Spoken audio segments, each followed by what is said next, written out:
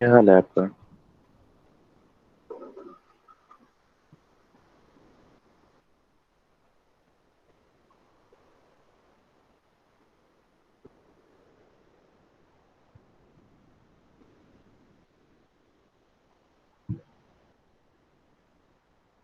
जी।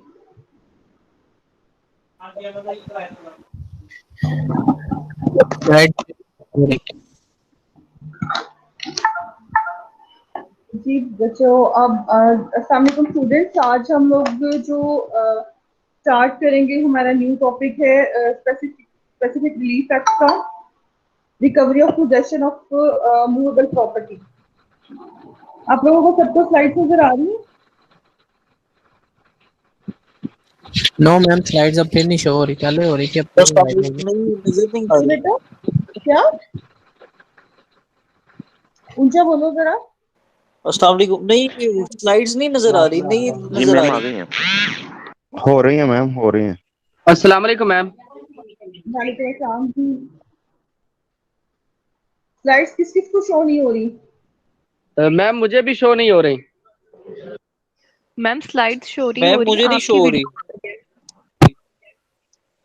है ना, क्या चाहिए बेटा? मैम स्लाइड्स नहीं शो हो रही, आपकी वीडियो आ रही है। स्लाइड्स नहीं हो रही हमें शो। अच्छा, जी मैम, स्लाइड भी शो हो रही है। बात तो गलत है। ये नीचे जाके भाई देखो, जो नीचे जाके होगा ना, जहाँ पे मैम सादिया सईद होगा, उस पर क्लिक करो तो वहां पे जाके स्लाइड शो होंगी। यस मैम, नजर आ रही। सबको आना शुरू हो गया? काइंडली सर मैम दूसरे अकाउंट करें, फिर आपको स्लाइड शो होंगी। अकाउंट हो गया। इस पे चला गया ये टैब। टैब भी करें और सेट कर लेना। ये कुछ कर ठीक है, चलो। ये कुछ क्या मम्मा? अच्छा, आज आप लोगों ने जो पढ़ा था सेक्शन 10 एंड 11 पढ़ा था, recovery of possession of movable property. अच्छा, उसमें आपने क्या पढ़ी थी? दो चीजें कुछ किसी को याद है?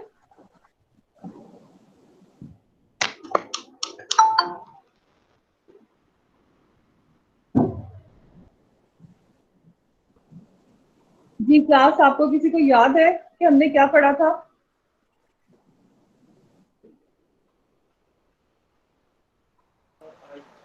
नो मैम, इस टाइम तो याद नहीं है।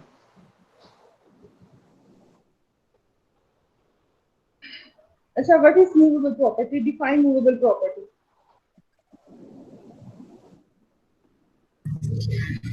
मैम लास्ट टाइम मेरा ख्याल इमूवेबल और मूवेबल प्रॉपर्टी को डिस्कस किया था, जिसमें लास्ट टाइम इमूवेबल प्रॉपर्टी में मैंने आपसे पूछा था कि गोल्ड पहले रिस्ट्रिक्शन थी इस पे, एक जगह से दूसरी जगह ट्रांसफर करने पे, लेकिन अब इस पे रिस्ट्रिक्शन नहीं है। तो आपने कहा था कि जो भी चीज इजीली मूवेबल होगी वो मूवेबल प्रॉपर्टी में आएगी या गुड्स में आएगी। हम्म, अच्छा। और मैंने उसके बाद बताया था कि मैम आपने पहले मूवेबल प्रॉपर्टी का बताया था कि प्रॉपर्टी जिसको हम इजीली कैरी कर सकते हैं एक जगह से दूसरी जगह, वो मूवेबल प्रॉपर्टी होती है। और फिर आपने पोजेशन का बताया था कि फिजिकल कंट्रोल जो जिस भी प्रॉपर्टी पे हमारा होता है, तो हम कहते हैं कि वो हमने मतलब हमारी पोजेशन के अंदर है, हमारी पोजेशन में है। हम्म, सही। फिर मैंने आपको बताया था कि जो है procedure for the recovery of possession of movable property, उसमें मैंने बताया था कि जी सेक्शन 10 का मैंने टेक्स्ट बताया था। A person entitled to the possession of specific movable property may recover the same in the manner prescribed by the code of civil procedure। तो सिविल प्रोसीजर के जो प्रिस्क्राइब मैनर है ना, आपको उसके तहत वो सारा करना है, ठीक है। लेकिन उसके बाद मैंने आपको उसकी एक्सप्लेनेशन में बताया था कि जो एक ट्रस्टी है ना, वो भी सू कर सकता है for the recovery of the possession of the property, movable property, because कि वो जो है उसकी जो बेनिफिशियल ट्रस्टी में sue under this section for the possession of property the beneficial interest in which the person for whom he is trusted is entitled।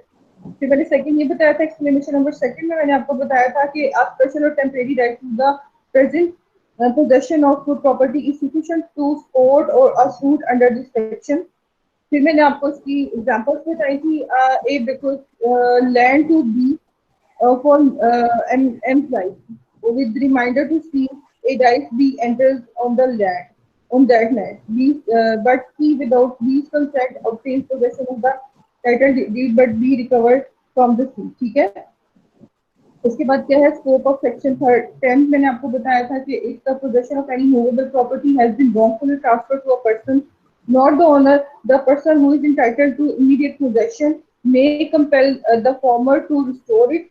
The transfer of possession must be wrongful. It may be wrongful by commission of an offense or fraud or force. ठीक है, ये बताया था। उसके अंदर मैंने आपको दो केस लॉस बताए थे,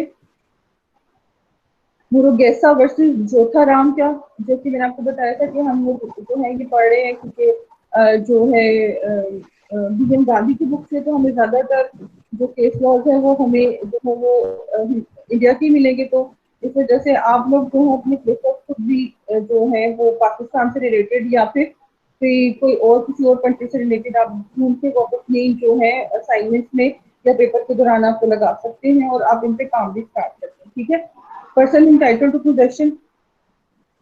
The expression person entitled to possession means that a person must have a right to immediate possession. Such a right may exist by virtue of ownership. ठीक है, second है goods must be in possession of third party. To recover possession of the movable from a third party, the goods must be shown to be in the possession of the defendant third party. So the plaintiff must specifically believe in the plaint that the goods are in the possession of the defendant. अच्छा, मैंने recording start कर दी है? जी ma'am record कर रही है। जी हो रही है रिकॉर्डिंग? मैम तकरीबन 4 मिनट पे आपने स्टार्ट कर दी थी। चले ठीक है जी। अच्छा, उसके बाद है कि specific movable property, the specific goods must be ascertained and capable of identification. The nature of the thing must continue to be the same. This section does therefore apply if the relief is sought to in respect of a sum of money or quantity of grain, unless they be specifically distinguished from the other property or same kind, for example by being placed in definite days. ठीक है, उसके बाद था decree. While the decree should provide for delivery of specific movable property, it shall also stipulate the amount of money to be recovered. In the alternative, if delivery cannot be affected, if the defendant is not in possession of the specific movable property, the court will decree only the value. ठीक है, इसकी explanation number 1 में था, the trustee represent all persons beneficially in trustee since the property is vested in the trustee, thus if he can sue a third party to recover the possession of the property. ठीक है, इसके ऊपर limitation थी according to 68 and 69 limitation है कि जो है वो है 3 years. ठीक है, अच्छा आज का जो हम लोगों ने टॉपिक जो है वो पढ़ना है जो है recovery of possession of immovable property. ठीक है, Section 8 and 9 relates to the recovery of possession of immovable property. Person who have been illegally and unauthorizedly dispossessed, relief of reinstatement of such person is provided in Section 9. Such person need not to prove his title in Section 8. Remedies provided for such person. ठीक है, अच्छा recovery of possession of immovable property. Definition of possession. How we define possession? सबसे पहले हम लोगों ने देखना है कि first of all we will see what is the definition of possession according to Stallman. Possession is continuing exercise of a claim. Possession is continuing exercise of a claim to the exclusive use of material objection. क्या होगा? Possession is continuing exercise of a claim to the exclusive use of material objection.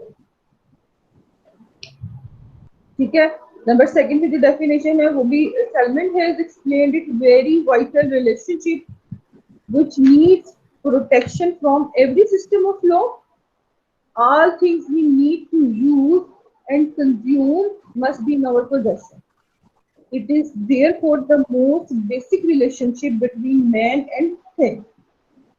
One must, however, note that the provision in specific relief act is founded more on public policy than on jurisprudence. Possession, as Selman has explained it very well, a relationship which needs protection from every system of law. All things we need to use and consume must be in our possession. All the things we need to use. यहाँ पर क्या कि जो तमाम चीजें जो हम इस्तेमाल करना चाहते हैं, जो इस्तेमाल हमारे इस्तेमाल में है और हम इस्तेमाल करना चाहते हैं, must be in our possession, वो हमारे पोजेशन में होनी चाहिए. It is therefore the most basic relationship between man and thing. ये डिपेंड करता है, मोस्ट बेसिक रिलेशनशिप, ये मोस्ट बेसिक रिलेशनशिप है आदमी और चीज के दरमियान. One must, however, note that the provision in specific relief act is founded more on public policy than on jurisprudence. ठीक है, अच्छा जी. इसकी रेलिवेंट प्रोविजंस है section 8 and 9 of the specific relief with the recovery of specific movable property.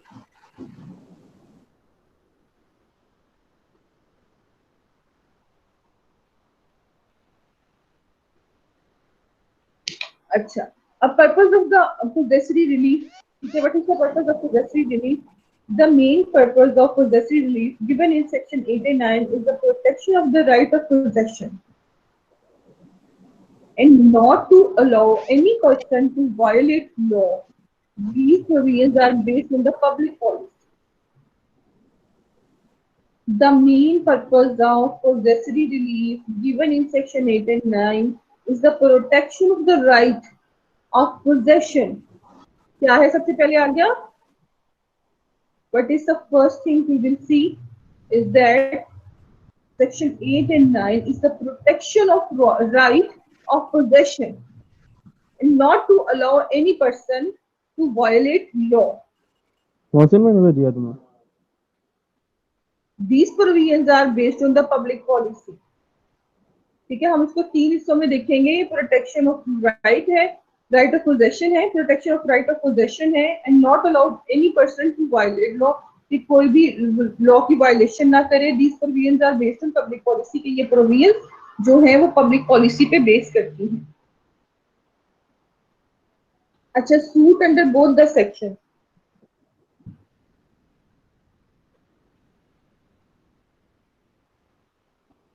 Suits under both the sections are mutually exclusive. If a suit brought under section 9 for recovery of possession, question of the title cannot be raised or determined. While in the suit under section 8 and plaintiff sues to establish his title for recovery of possession. अच्छा, अब हम लोग यहाँ पर ये देखेंगे कि suits under both the section are mutually exclusive. ये exclusive है इन दोनों के अंदर. If suit brought under section 9, कि अगर कोई section 9 के अंदर suit लाया जाता है recovery of possession, question of title can not be raised और डिटरमिन्ड, कि उसको क्वेश्चन ऑफ टाइटल की जरूरत नहीं होती. While in suit of under section 8 and plaintiff suit to establish title for recovery of possession, कि सेक्शन 8 के under जो है वो जो टाइटल के अंडर जो रिकवरी ऑफ पोजेशन को सूट फाइल कर सकता है.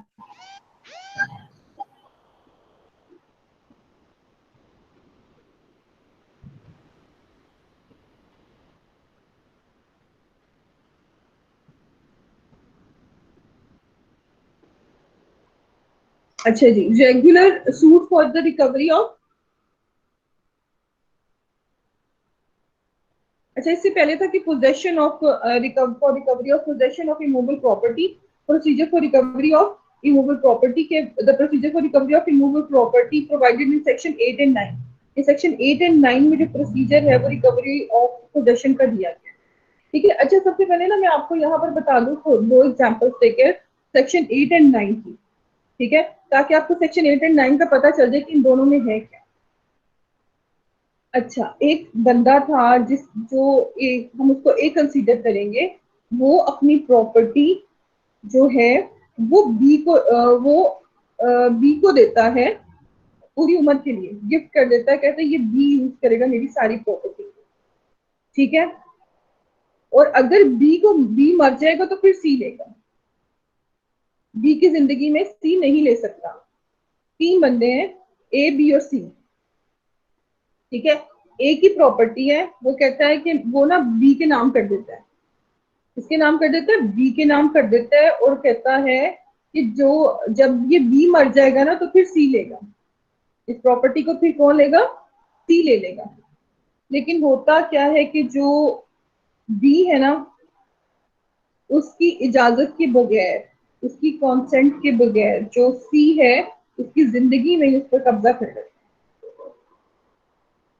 ठीक है, तो बी के पास ये राइट है कि वो specific recovery of immovable property का सूट फाइल कर सकता है against C on the base of title, on the base of title. कि वो किस पे कर सकता है, on the base of title वो जो रिकवरी का सूट फाइल कर सकता है।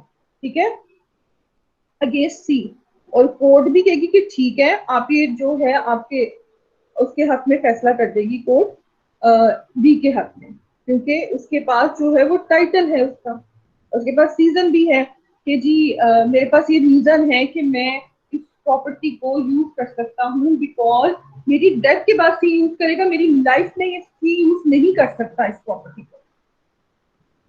ठीक है, समझ आ रही है ना? अच्छा, अब हम लोग देखेंगे कि सेक्शन 9, सेक्शन 9 क्या कह रहे हैं। सेक्शन 9 ये कहता है कि जब एक टेनेंट और एक लैंडलॉर्ड, ठीक है, लैंडलॉर्ड एक टेनेंट के दरमियान टेनेंसी का एग्रीमेंट हुआ है फॉर 11 मंथ। क्या हुआ है? फॉर 11 मंथ एक टेनेंसी का एग्रीमेंट हुआ है कि जो टेनेंट है वो 11 माह तक इस प्रॉपर्टी को यूज करेगा, आफ्टर 11 मंथ जो है वो मैं इसे खाली करवा लूंगा। लेकिन होता क्या है कि जो लैंडलॉर्ड है वो आफ्टर 4 मंथ क्या करता है कि अपनी प्रॉपर्टी को खाली करवा देता है। ठीक है, क्या करता है? अपनी प्रॉपर्टी को खाली करवा देता है। अब जब वो अपनी प्रॉपर्टी को खाली करवाता है तो क्या होता है उसमें कि वो जो टेनेंट है वो कोर्ट जाएगा, कोर्ट जाने के बाद वो ये प्ली लेगा कि जी मेरा तो ये एग्रीमेंट था और इसने मुझे निकाल दिया पहले ही, सही, तो जी अब मुझे इसकी पोजेशन वापस दिलवाया जाए। इस सूरत में कोर्ट क्या करेगी? इस सूरत में कोर्ट ये करेगी कि वो पोजेशन जो है वो वापस कर देगी। बेशक उसके पास उसके जो ओरिजिनल जो है वो ऑनरशिप नहीं है, उस टेनेंट के पास ऑनरशिप नहीं है, लेकिन सिर्फ पोजेशन की बेस पे, उस एग्रीमेंट डीड की बेस पे उसको वो पोजेशन वापस करेगी कि ठीक है आप 11 माह तक यहाँ रह सकते हो। लेकिन यहाँ पर एक ये बात भी आएगी कि जो टेनेंट है वो प्रॉपर्टी को मिस यूज ना कर रहा हो। जहां पर मिस यूज करेगा प्रॉपर्टी को वहां पर जो उसका जो टेनेंसी का एग्रीमेंट है वो वहां पर खत्म हो जाएगा, फिर उस एग्रीमेंट की कोई वैल्यू नहीं रहेगी। ठीक है, अच्छा, अब हम इसमें आगे देखते हैं कि regular suit for the recovery of possession of immovable property क्या है सेक्शन 8 के अकॉर्डिंग। जी बेटा यहां तक समझ आ गया आप लोगों को?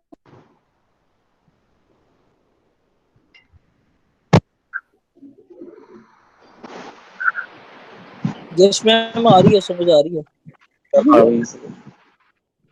आ गई है?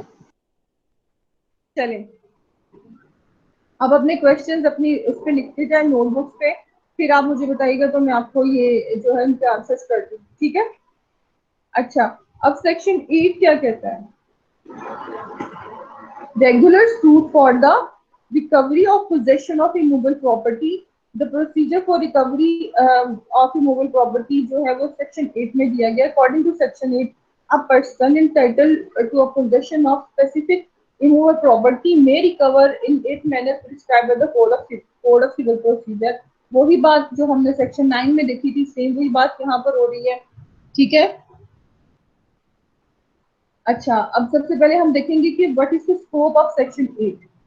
ठीक है, an owner of a property may recover possession by virtue of his title, जो मैंने अभी आपको बताया कि वो by virtue of his title ही can recover his property from from the C, from the third party. ठीक है ना? अच्छा, a person having possessory title may also recover possession. A person may also recover possession by virtue of his previous possession irrespective of absence of the title or an inferior interest. The first two cases are governed by the section. The least case come within the preview of section 9 of Specific Relief Act. A suit of possessory title can be filed under section 8. अब हम second पे देखते हैं, person who can maintain an action under section 8. The section 8 does not prohibit the title to maintain an action. A person having judicial or legal possession may sue. The owner, the person in judicial possession, can maintain an action for recovery of possession. इसको दोबारा मैं पढ़ती हूँ. Person who can maintain an action under section 8. The section 8 does not require title to maintain an action. A person having judicial or legal possession may sue. कि जो बंदा judicial और legal possession रखता है वो sue कर सकता है. The owner, the person in judicial possession, can maintain an action for recovery of possession. ठीक है कि जो ऑनर है, the person in judicial possession, जिसके पास जुडिशियल पोजेशन है, वो अपना एक्शन मेंटेन करके रिकवरी ऑफ पोजेशन का सूट फाइल कर सकता है. Specific immovable property. First of all we will see the definition of immovable property according to section E, subsection 26 of General Clauses Act. According to section 2, subsection 26, the term immovable property means any land, any profit arising out of land, any profit arising out of land, things attached to the earth, things permanently fastened to the earth. They are the four main ingredients of the definition of immovable property.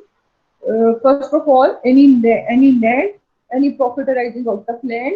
The third one is things attached to the earth. Fourth, things permanently fastened to the earth. ठीक है. अच्छा, dispossession from tenancy. A tenant can maintain an action against a stranger for recovery of possession. A statutory tenant was forcibly dispossessed by his landlord. चलिए मैंने आपको example दी कि अगर उसको landlord निकाल देता है तो वो रिकवरी ऑफ पोजेशन का उसके पास स्टैट्यूटरी राइट है. ठीक है. Case law. Umar Hayat versus Sardar Ali in 1998, the plaintiff sued the defendant for recovery of possession that the defendant was his tenant. He failed to prove all allegations of tenancy.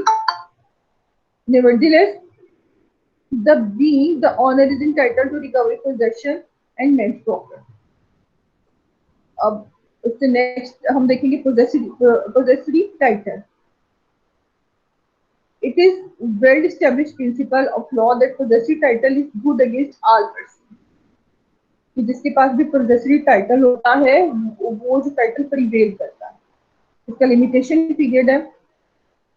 Section 8 में जो limitation period है वो है 9 years. ठीक है. 9 years है और Section 9 में शो नहीं हो रही. जी हेलो, क्या कह रही हैं बेटा? मैम स्लाइड्स शो नहीं हो रही. चले मैं ना आपको दोबारा चेक करती हूँ.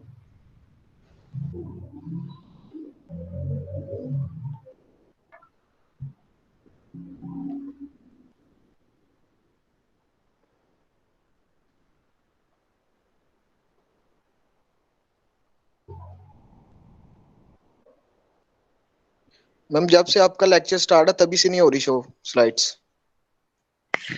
नहीं मैम, हमें हो रही थी, बल्कि अब नहीं हो रही हैं.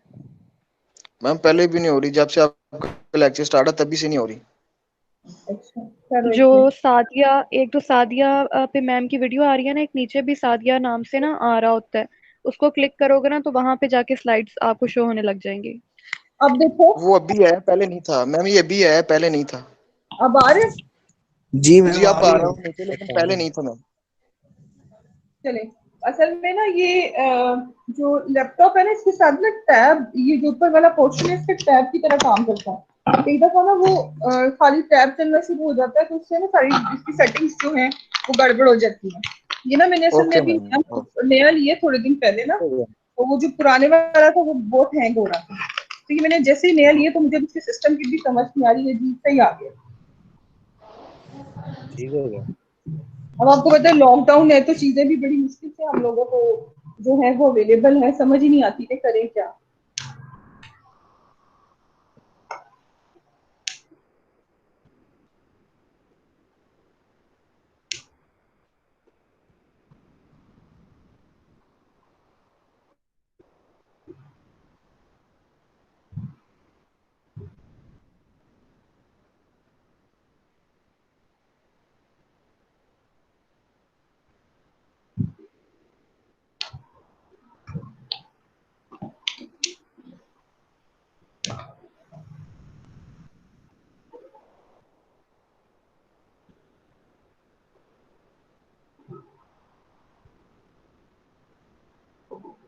अब नजर आ रही है स्लाइड्स?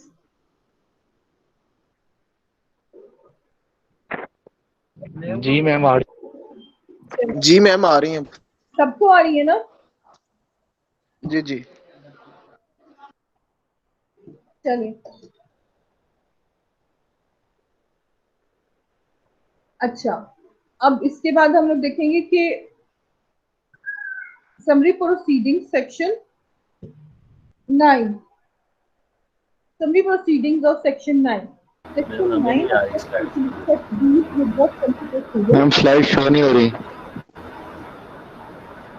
मैम मुझे भी नहीं हो रही शो। मैम स्लाइड शो नहीं हो रही, मुझे क्या आ रहा है है ना, क्या कह रही बेटी?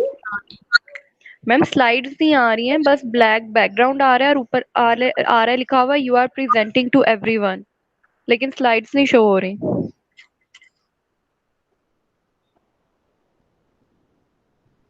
अब अभी नो नहीं हो रही मैम। मैम। नहीं मैम। अभी भी नहीं। मैम स्लाइड्स के बगैर ही पढ़ा दें। मेरे स्लाइड के बगैर नहीं पढ़ाना।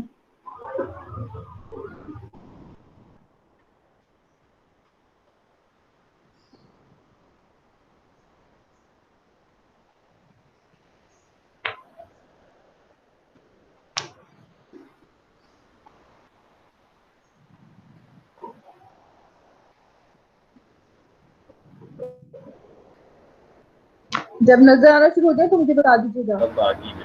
आ गई है। अब आ गई।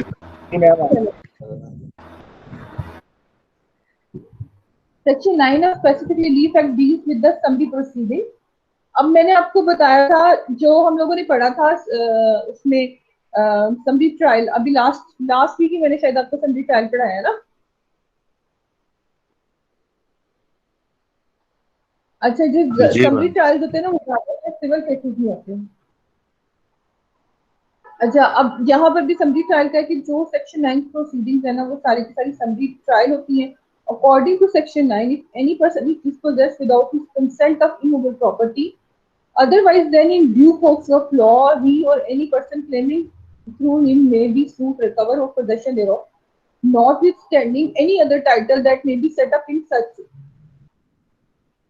वही जो मैंने आपको एग्जांपल दी थी कि जब उसको डिस्पोजेस कर दिया जाता है किसी इमूवेबल प्रॉपर्टी से, तो उसके पास ये दस्ता है कि वो suit of recovery of possession कर सकता है। ठीक है, और कोर्ट भी उसको कहेगी कि ठीक है हम आपको जो है वो रिकवरी ऑफ पोजेशन करवाते हैं। ऐसा नहीं होगा कि वो रिकवरी नहीं करवाएगी, वो रिकवरी करवाएगी और उससे कहेगी कि ठीक है आपको इजाजत है।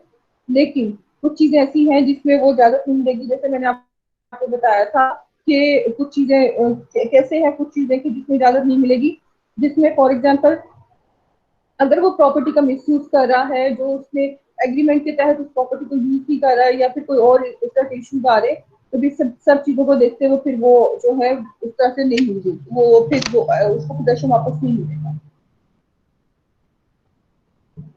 जी आगे हम देखते हैं कि scope of section 9, what is the scope of section 9? To restore a possession of dispossessed otherwise than in due course of law, to restore a person dispossessed otherwise than in due course of law, to discourage people from taking law into their own hands, however good their title may be. ठीक है कि कोई भी title हो तो किसी को इजाजत नहीं है, लोगों को डिस्करेज ही किया जाएगा कि they from taking law into their hands. Essentials क्या है? What are the essentials of section 9? What are the essentials of section 9? The essentials of section 9 are: the plaintiff must have possession of immovable property. First of all, the possession of immovable property in the hand of the plaintiff. He must have been enjoying the possession from the last 6 months. यहाँ पर एक वो आगे condition आ गई कि he must be enjoying the possession from the last 6 months before being forcibly dispossessed. तो जहाँ पर उसको forcibly dispossessed किया गया हो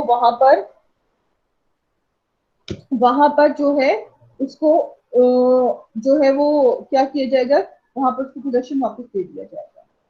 अच्छा, he must have been forcibly dispossessed otherwise in due course of law. ठीक है. अच्छा, object of possessory suit section 9. The object of section 9 is to prevent person from taking law into their own hands. However good title they may have, section 9 provides a summary, cheap and useful remedy to a person dispossessed of immovable property otherwise than in due course of law. Exception है. Here we will see the exception of section 9. The person dispossessed is entitled to protect his possession except against the true owner, and the true owner must initiate a legal proceeding to throw him out. A person dispossessed is entitled to protect his possession except against the true owner, and the true owner must initiate a legal proceeding to throw him out. Limitation क्या है? Section 9, the limitation of section 9 according to article 3 schedule 1 of limitation act 1908. According to section article 3 schedule 1 of limitation act 1908, the limitation of section 9 has to be filed within the suit under the section 9 has to be filed within 6 months from the date of disposition. The limitation is 6 months from the date of dispossession. तो जब उसको dispossess किया जाएगा वहां से लेकर 6 month तक वो जो है उसके अगेंस्ट सूट फाइल कर सकता है, उसके बाद उसके पास इख्तियार नहीं रहेगा. जी, relief under section 9. The aggrieved party can recover possession from the dispossessor. He cannot get any other relief under this section. Section 9 does not warrant a direction of removal of structure erected by defendant. Case law है 1982 SCMR 741. In this case, it was held that the provision of section 9 has 4 ingredients which are following. Number 1, person suing must have been dispossessed. Person suing must have been dispossessed. Such dispossession must be of immovable property. Dispossession should be without consent of the person. Dispossession should be otherwise in due course of law. यहाँ पर आप ये देखेंगे कि यहाँ पर जो suit file होगा अगेंस्ट द पार्टी वो क्या है? Person suing must have been dispossessed, जिसके जो सूट कर रहा है उसको डिस्पोजेस किया गया है. Such dispossession must be immovable property. Dispossession जो है रिलेटेड टू इमूवेबल प्रॉपर्टी हो. अच्छा, dispossession should be without consent of the person हो कि जिसको डिस्पोजेस किया गया उसकी इसमें मर्जी शामिल नहीं थी. ठीक है, ये 3-4 चीजों की देखनी पड़ेगी. अच्छा, डिस्टिंक्शन बिटवीन सेक्शन 8 एंड 9 के what are the differences between the section 8 and 9. Number 1 पे है nature. As to nature, the remedy which is granted under section 9 is summary in nature and the remedy under section 8 is regular in nature. क्या है? Section 9 में जो है वो proceeding होंगी वो समरी इन नेचर होंगी. सेक्शन 8 में जो होगी वो रेगुलर इन नेचर होगी. लिमिटेशन पीरियड है. सेक्शन 8 में जो है वो 9 years है और सेक्शन 9 में है वो 6 months। Appeal, an appeal lies against the decree under section 8 and on the other hand appeal does not lie against the decree passed under section 9।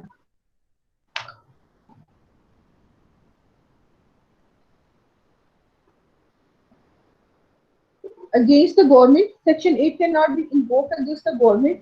On the other hand, section 9 can be invoked against the government।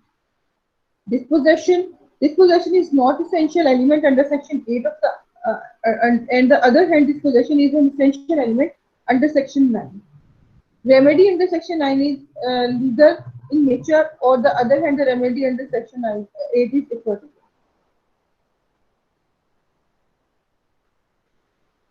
Conclusion: keeping in view the above discussion, it is clear that the proceedings under section 8 are regular in nature. On the other hand, the proceedings under section 9 are summary in nature। No appeal lies against the decree passed under section 9, but an appeal lies against decree under section 8।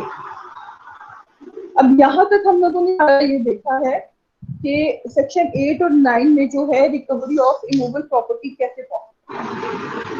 अगर कोई question है तो बताएं आप इससे related.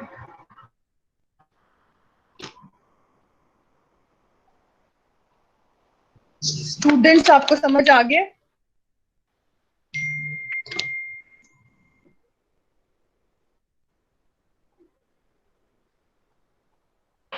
Yes, ma'am. Yes, ma'am.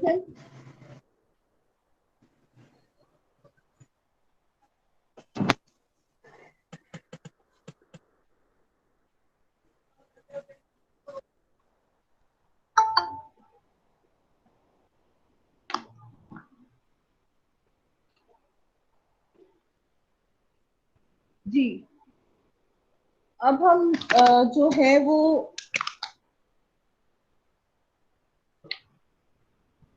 ये देखेंगे कि आज हमने क्या पढ़ा है। हम इसको जो है समराइज कर लेते हैं कि आज हमने क्या कुछ पढ़ा है। मैंने आपको आज सेक्शन 8 और 9 बताया। लास्ट सेक्शन में मैंने आपको बताया था व्हाट आर सेक्शन 10 एंड 11, आज 8 एंड 9, ठीक है। अच्छा, 8 सेक्शन में मैंने आपको सबसे पहले मैंने ना आपको दोनों सेक्शन की एग्जांपल्स दे दी थी कि मैंने आपको बताया था कि एग्जांपल्स क्या हैं इनकी। सेक्शन 8 में मैंने आपको बताया था कि जो एक बंदा है जिसके पास अपनी प्रॉपर्टी है, जैसे फॉर एग्जांपल राफे अदनान है, ठीक है, उसके पास अपनी प्रॉपर्टी है। वो जुनैर शिराज को कहता है कि मेरी प्रॉपर्टी तुम ले लो, ठीक है, लेकिन क्या होता है कि जब तुम्हारे बाद जो प्रॉपर्टी है ना वो सी के पास चली जाए। सी कौन होता है? मुस्तफा अली हैदर हो जाता है, ठीक है। अब राफे की प्रॉपर्टी है, उसने जुनैर को दे दी और जुनैर के बाद राफे कहता है कि वो मुस्तफा के पास चली जाएगी, लेकिन जो मुजतबा है वो जुनैर से प्रॉपर्टी जो है वो जबरदस्ती छीन लेता है। वो उसकी लाइफ में ही जो मुस्तबा है वो जुनैर की प्रॉपर्टी से ले लेता है। तो जुनैर क्या करेगा? जुनैर जाके अदालत जाएगा और उसको कहेगा, कोर्ट को कहेगा कि मुझे ना मेरा पोजेशन वापस दिलवाएं क्योंकि ये प्रॉपर्टी मेरी है। ये मेरे बाद तो ले सकता है according to Rafi Adnan, according to will of Rafi Adnan, otherwise ये मुझसे जो है ये प्रॉपर्टी नहीं ले सकता जब तक कि मैं जिंदा हूँ। कोर्ट क्या करेगी? कोर्ट ये करेगी कि वो अपनी प्रॉपर्टी, उसकी प्रॉपर्टी जो है जुनैर की प्रॉपर्टी, वो मुजतबा से लेकर जुनैर को दे देगी। कोर्ट ये नहीं करेगी कि वो जो प्रॉपर्टी है वो मुस्तफा के पास ही रहने देगी, ठीक है। अच्छा, अब हम इसकी नेक्स्ट देखते हैं। अच्छा, अब ना जो प्रॉपर्टी है ना उसका टाइटल क्योंकि मुस्तफा के पास था ना, ठीक है, और उसके पास जुनैर के पास था, तो जुनैर का पहला हक है कि उस प्रॉपर्टी को रखे। अब ये नहीं होता कि वो बिल्कुल ही नहीं ले सकता, ठीक है, लिमिटेशन है कि वो 9 years तक उस प्रॉपर्टी को ले सकता है, ठीक है। अब जब वो प्रॉपर्टी ले सकता है, ठीक है, अब होता क्या है कि क्या वो लिमिटेशन अगर खत्म हो गई, अब अच्छा इसमें इतनी ज्यादा लिमिटेशन क्यों दी गई है? इसलिए दी गई है इतनी ज्यादा लिमिटेशन कि बंदा शायद मुल्क से बाहर हो, ठीक है, उसको बहुत देर बाद पता चले क्या उसको कुछ आइडिया ना हो सके प्रॉपर्टी के बारे में, ठीक है। तो इसमें ये जो सूरत हाल है जिसकी वजह से इसको है वो ज्यादा दिया गया है, रिपीटेशन इसकी ज्यादा कर दी गई है। अच्छा, अब ये नहीं होता कि अगर उसने प्रॉपर्टी ले ली है उससे तो वो बिल्कुल ही वापस नहीं ले सकता। अब होता ये है कि जब ये प्रॉपर्टी उस वक्त उसको वापस की जा सकती है जब अगर वो ये सी जो है यानी कि जो मुश्तबा वो समझे कि ठीक है मैंने गलती की है तो मैं ये प्रॉपर्टी इसको वापस कर देता हूँ, ठीक है। मैं प्रॉपर्टी क्या करता हूँ, मेरा भाई है मेरा दोस्त है, मैं उसको जुनैद को वापस कर देता हूँ। तो मुश्तबा जब चाहे अपनी प्रॉपर्टी को जुनैद को वापस कर सकता है, ये नहीं करेगा कि वो अपनी प्रॉपर्टी कभी भी वापस नहीं ले सकता। अगर वो लिमिटेशन टाइम पीरियड गुजर गया है तब मुश्तबा का दिल करता है कि नहीं भाई मैंने बहुत ज्यादती की है तो मुझे अपनी ना प्रॉपर्टी को वापस कर देनी चाहिए, तो वो प्रॉपर्टी को वापस कर सकता है। सही। अच्छा, अब हम लोग सेक्शन 9 की तरफ जाते हैं। सेक्शन 9 में मैंने आपको बताया था कि एक जो है वो है किराएदार है, ठीक है, एक किराएदार है और उसका एग्रीमेंट हुआ है मकान मालिक के साथ, यानी कि जिसका वो घर है, ठीक है, उसके साथ वो उसका ये हुआ है कि मकान मालिक के साथ उसका एग्रीमेंट हुआ है कि 11 माह के लिए मैं जो है प्रॉपर्टी तो मैं ना उस पे देता हूँ, रेंट पे देता हूँ, 11 माह के बाद में खाली करवाऊँ, ठीक है। अब क्या होता है कि 6 माह गुजरने के बाद जो वो होता है ना क्या कहते हैं उसको, मकान मालिक, वो कहता है कि जी मुझे तुमसे ज्यादा रेंट देने वाला बंदा आ गया है, ठीक है। वो कह रहा है कि तुम तो 10,000 देते हो, मैं आपको 20,000 इस घर का दूंगा, मुझे ये घर रेंट पे दे। अब वो मालिक मकान जब उसको लालच आ जाता है तो वो लालच की वजह से उसको वहां से डिस्पोजेस कर देता है, ठीक है। जब वो उसको डिस्पोजेस करता है तो वो बंदा कोर्ट जा सकता है जो टेनेंट है कि वो रिकवरी ऑफ पोजेशन के लिए कि जी मुझे तो मेरा घर वापस चाहिए, बिकॉज मेरा एग्रीमेंट हुआ था, एग्रीमेंट डीड है मेरे पास कि ये जो बंदा है ये मुझे घर 11 माह के लिए देगा और मैं इसकी तमाम शराइत पूरी करके इस घर में रह, ठीक है। अब लेकिन अब जो कोर्ट है वो उसको कहेगी कि ठीक है आप जाओ अपने घर में रहो, ये आपको नहीं निकाल सकता अपने घर से, आपके घर से नहीं निकाल सकते, इसके पास ये पावर नहीं है।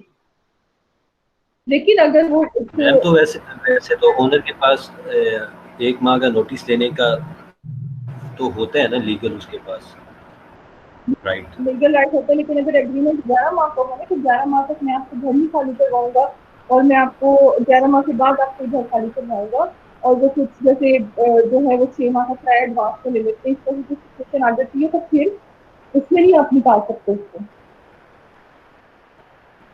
अब 11 माह नॉर्मली होता 11 माह का ही है रेंट। हाँ जी मैम वो एग्रीमेंट के टाइम पे एग्रीमेंट में लिख लेते हैं कि जब भी घर खाली करवाना है तो पहले नोटिस 1 माह का देना होगा। हाँ जी।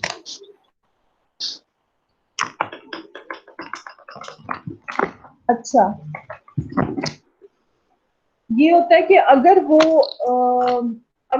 जो रेंट वाला है ना बंदा जिससे रेंट पे जो प्रॉपर्टी ली हुई है, ठीक है, अगर उस प्रॉपर्टी को मिस यूज कर रहा है, मिस यूज कैसे कर रहा है कि वो उसकी प्रॉपर्टी को जो है वो क्या कर रहा है कि उसको इस तरह से मिस यूज कर रहा है कि जैसे अब उसने कहा था कि मेरी प्रॉपर्टी को कमर्शियल यूज करना या इसके बाहर बिल बोर्ड वगैरह नहीं लगवाने या आपने इसके अंदर तोड़ फोड़ नहीं करनी, कुछ भी नहीं करना, लेकिन फिर भी वो बंदा उसकी बात माने बगैर उसको तोड़ फोड़ भी कर रहा है, बिल बोर्ड भी लगवा रहा है और उसमें कोई इसने कमर्शियल यूज भी किया उस प्रॉपर्टी का, उसके बिल नहीं पे कर रहा, तो फिर क्या होता है कि वो जो बंदा है जो मालिक मकान है वो उसको वहां से निकाल सकता है, उसको डिस्पोजेस कर सकता है, ठीक है, उसको डिस्पोजेस कर देगा वहां से बिकॉज ये उसका राइट है कि वो अपनी प्रॉपर्टी की हिफाजत करेगा। फिर उससे एक लीगल वे होगा कि वो जी उस बंदे के बारे में ये जो कोर्ट में जाके बताएगा।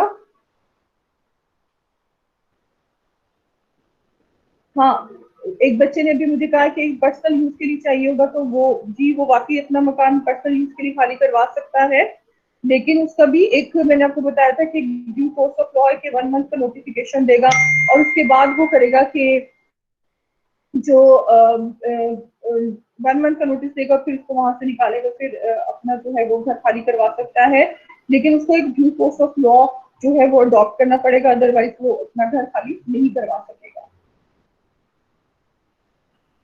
Any question?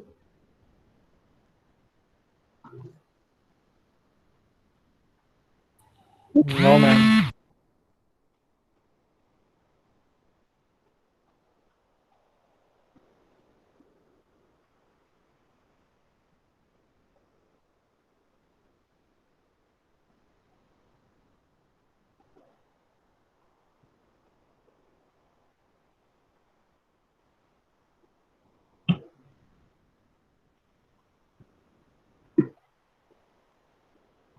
जी बेटा जैन अरशद, मैं आपको ये स्लाइड्स हैं ग्रुप में वो शेयर कर दूंगी। मैंने पहले भी एक्टिविटी की 2 स्लाइड शेयर कर दी हैं, ठीक है।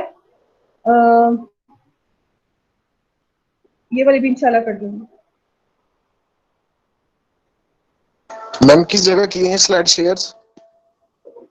जी बेटा आप मुझे समझ नहीं आ रही, आप मुझे मैसेज करो, आपकी आवाज ब्रेक हो रही है। मैम स्लाइड शो सेंड किधर किया आपने? हमें तो कोई स्लाइड नहीं मिली मैम, हमने आपको लास्ट क्लास में भी कहा था मैम। मैं अभी कर देती हूँ आपको। जी मैम काइंडली कर। मैम आप इस तरह करें, आप ये LLB ग्रुप में सेंड कर दें। जी मैं करने लगी।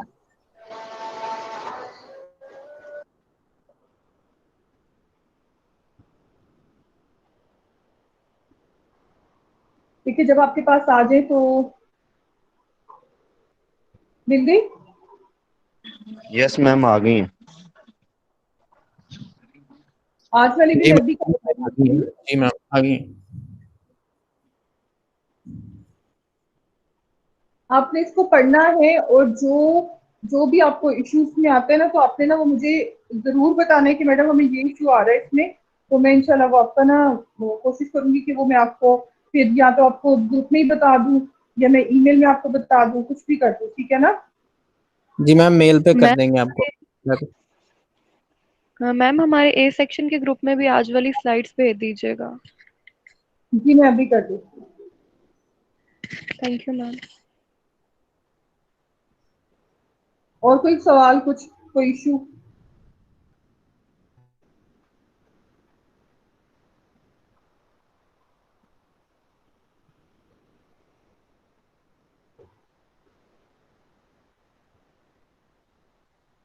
चले देखिए आ गई है।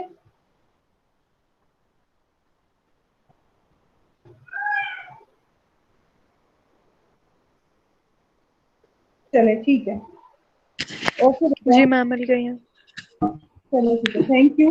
अपना बहुत सारा ख्याल रखिएगा, मुझे बहुत ज्यादा याद रखिएगा, ठीक है।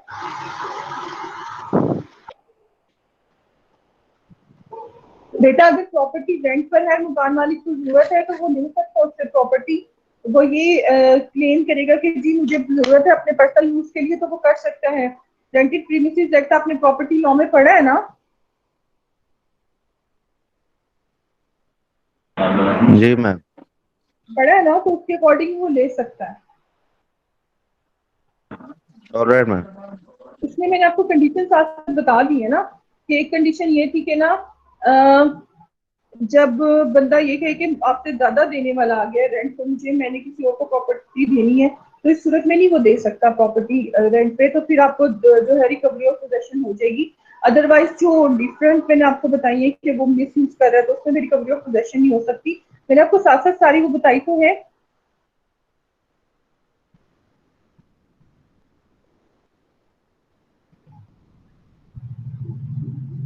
चले बेटे, ओके, अल्लाह हाफिज। अपना सब ख्याल रखिएगा, बहुत ज्यादा दुआ में याद रखिएगा। ओके मैम, अल्लाह हाफिज।